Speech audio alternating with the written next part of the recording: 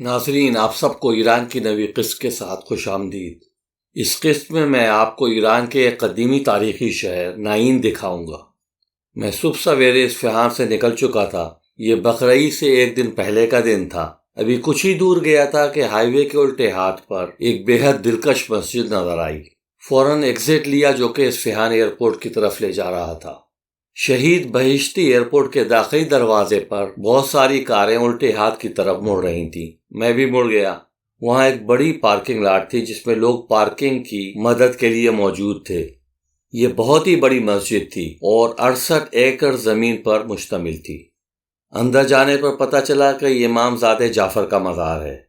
امام زادہ جعفر امام علی رضا علیہ السلام کے تیسرے بیٹے تھے۔ ان کو امام زادہ شاہ کرم بھی کہا جاتا ہے، جس کی وجہ مجھے ان کے مزار پر دعاؤں کی قبولیت بتائی گئی۔ ان کے مزار کی کرامات کے باعث یہاں پر ہر وقت ایک ہجوم لگا رہتا ہے۔ اس وجہ سے جیسا کہ آپ دیکھ رہے ہیں، یہاں کی حکومت نے اس مزار کو بے حد توسیع دی ہے۔ یہاں پر بے حد خوبصورت گنبد، مینار، پورچ، مسجد، لائبریری اور برآمدہ بنایا گیا ہے۔ مسجد کے داخلی علاقے میں ایک بہت بڑی کشتی بھی رکھی ہوئی ہے، جو کہ حضرت نوح علیہ السلام کی کشتی یا کشتی نجات کے مثل بنائی گئی ہے۔ اندر جا کر دیکھا کہ یہاں کے امام صاحب قرآن کریم کی تلاوت بڑی رقت سے کر رہے ہیں اور لوگ مناجات اور نماز میں مصروف ہیں۔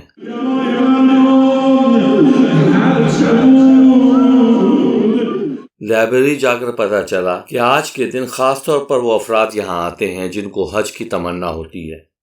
لوگ یہاں پر آ کر دعا کرتے ہیں اور مستقبل میں حج کی سعادت سے فیض یاب ہوتے ہیں۔ یہاں پر مجھے یہ بھی بتایا گیا کہ اس مسجد کو اس طرح سے بنایا گیا ہے کہ ریکٹر اسکیل پر 8 سے 9 یونٹ تک کے زلزلے سے یہ عمارت محفوظ رہے گی۔ مجھے یہ بھی بتایا گیا کہ امام حسین علیہ السلام کے چہلم کے موقع پر یہاں پر 1.5 لاکھ افراد آتے ہیں اور امام کی یاد مناتے ہیں۔ اس موقع پر مختلف لوگ مختلف کرداروں کے بھیس میں آتے ہیں اور اس کے صحن میں نہ صرف امام حسین علیہ السلام کی شہادت کے واقعات بلکہ ان کے مختلف اصحاب و خانوادے کی شہادت کے بھی واقعات کی منظر کشی کرتے ہیں۔ یہی وجہ ہے کہ اتنا بڑا ہجوم چہلم کے موقع پر یہاں موجود ہوتا ہے۔ یہاں پر زائرین کی ہر قسم کی سہولیات بھی موجود ہیں۔ یہاں سے نکل کر نائین کا ہائی وے دوبارہ لیا۔ راستے میں کئی جگہ پرانے گھر خالی پڑے ہوئے تھے۔ سوچا کہ ناظرین کے لیے تھوڑی سی ویڈیو ہی بنا لوں۔ یہ سورج میں سکھائی ہوئی مٹی کی اینٹوں سے بنے ہوئے گھر ایران میں عام ہوا کرتے تھے۔ ایسے گھر چرواہے یا کسان بناتے تھے۔ کچھ عرصے رہنے کے بعد مختلف وجوہات کی بنا پر نقل مکانی کرنے پر مجبور ہو جاتے اور گھر ویسا ہی چھوڑ کر چلے جاتے تھے۔ ایسے خالی گھر ایران میں ہائی وے کے دونوں جانب اس علاقے میں سینکڑوں میل تک موجود ہیں۔ ایران کے پورے سفر کے دوران کبھی بھی کسی شہر یا قصبے سے گزرا، عام شاہراہ پر میلوں تک عراق سے جنگ کے نتیجے میں ہلاک ہو جانے والے لوگوں کے فوٹو میلوں تک جھنڈوں کے ساتھ لگے پائے۔ میری بیگم صاحبہ کے فوراً آنسو گرنے لگتے اور آنسو ٹشو سے مستقل صاف کرتی رہتی اور کتنے چھوٹے چھوٹے بچے تھے اس قسم کے کامنٹ کرتی رہتی۔ کبھی کبھی ان کا موڈ بدلنے کے لیے کہتا کہ ارے وہ دیکھو پستے والا ہے، روکوں گاڑی، وہ انگور بیچ رہا ہے، روکوں گاڑی، اور اس طرح سے ان کا موڈ بدل دیتا۔ شاید یہ احساسات صرف ایک ماں کے ہی ہو سکتے ہیں جس کے 2 نوجوان بیٹے ہوں۔ ہم مرد لوگ شاید یہ کبھی بھی نہیں سمجھ سکتے۔ بہرحال آخر کار میں نائین پہنچ ہی گیا۔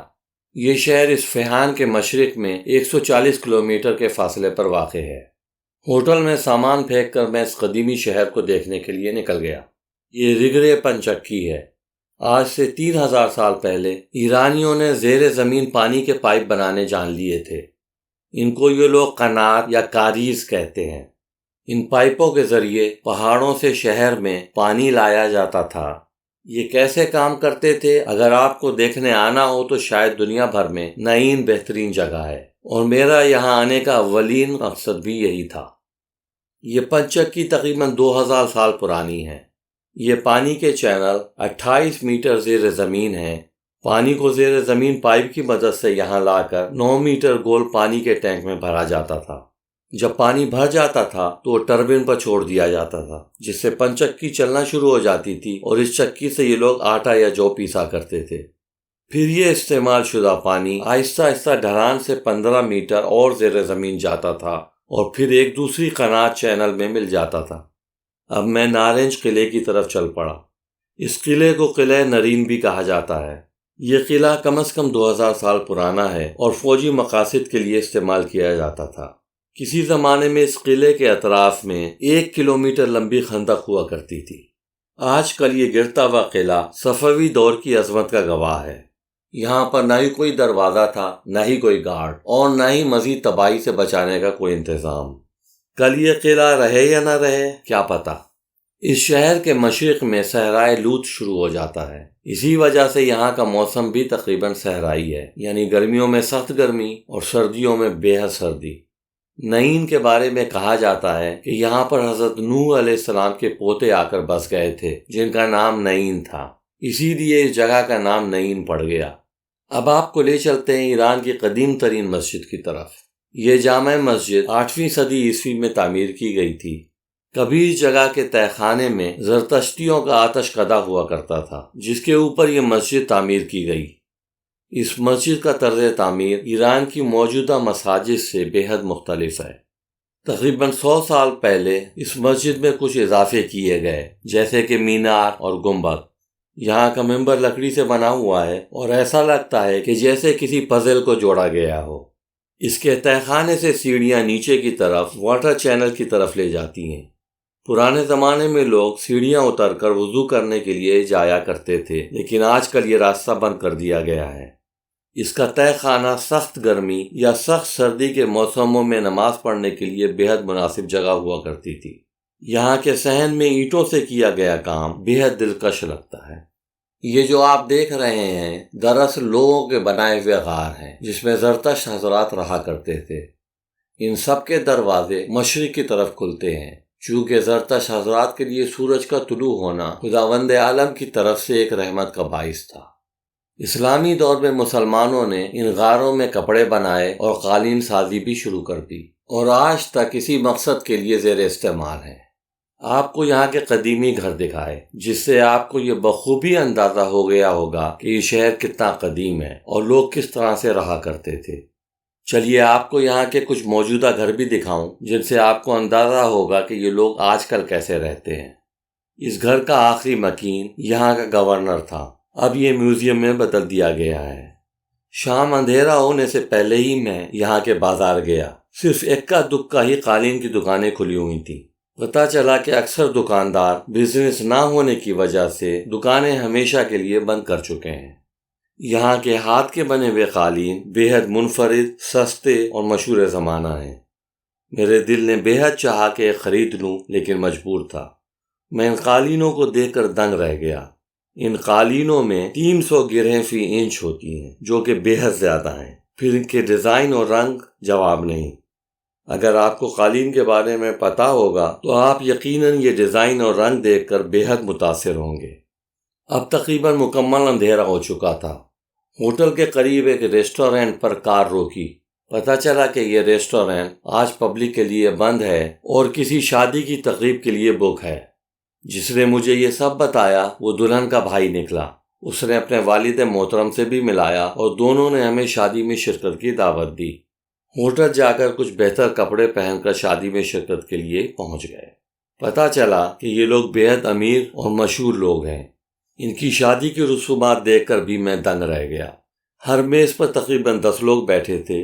ہر میز پر ایک بڑے خوان میں 3 سے 4 مختلف پھل اور ککڑی رکھی ہوئی تھی۔ ہر ایک کرسی کے سامنے ایک چھوٹی پلیٹ، پانی اور چھوٹا سا چاقو رکھا تھا۔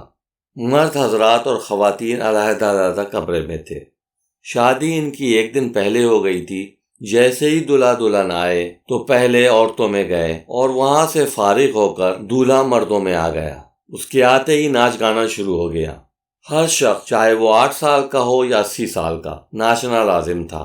اگر راضی نہ ہوتا تو 2-3 طاقتور جوان لوگ زبردستی اٹھا کر اسٹیج پر کھڑا کر دیتے تھے۔ ہماری بیگم صاحبہ نے بتایا کہ عورتوں کے سیکشن میں ہر عورت کو ناچنا لازم نہ تھا اور اکا دکا لوگ ہی ناچ رہے تھے۔ 1 گھنٹے کے بعد کھانا لایا گیا۔ چاول اور بھنے گوشت پر مشتمل بے حد سادہ کھانا، ساتھ میں پیپسی قسم کے مشروب۔ کھانے کے بعد کوئی میٹھا نہیں دیا گیا۔ لوگ اپنے ساتھ کوئی خاص گفٹ بھی نہیں لائے تھے۔ کاش بر صغیر میں بھی اتنی سادگی سے شادی ہوا کرتی۔ یہ بھی ایک منفرد تجربہ تھا اور بے حد اچھا لگا۔ یہ قسط دیکھنے کا بے حد شکریہ۔ اگلی قسط تک کے لیے خدا حافظ۔